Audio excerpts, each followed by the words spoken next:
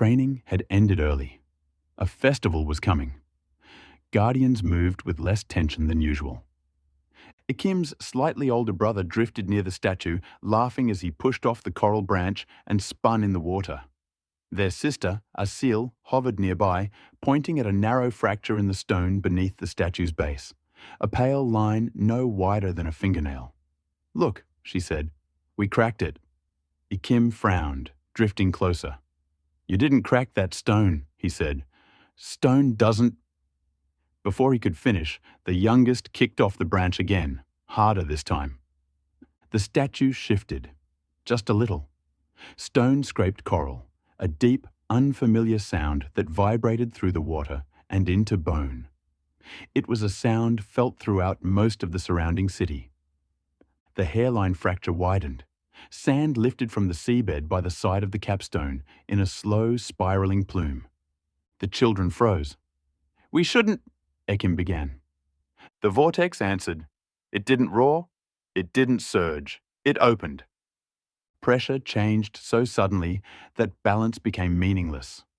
Water folded inward, twisting into a descending spiral where the stone beneath the statue had finally given way. The statue slid from the branch. For a heartbeat, it seemed to hesitate. Then it tipped forward, wrenching free from the branch, then crashed down onto the capstone with a shock of imploding pressure. Moments later, it vanished into the forming void, sword and all. The youngest child followed it in a flash. Lightning sparked from the child's hands and feet as his scream cut off, swallowed by the growing maw. Then there was no more scream. Only empty water where a life had just been. For a moment, Akim could not move. Asil just pointed. The moment seemed to stretch for hours. Akim's mind clung to the wrong idea, the simple one, the one that felt manageable. We did this. We cracked the stone. We unleashed the monster. The vortex pulled harder.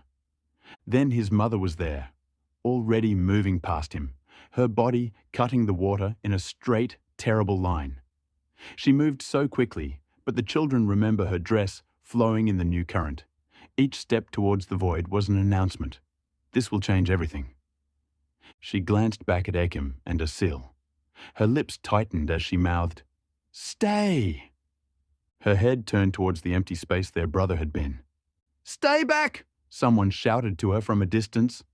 She didn't hear, or she didn't listen.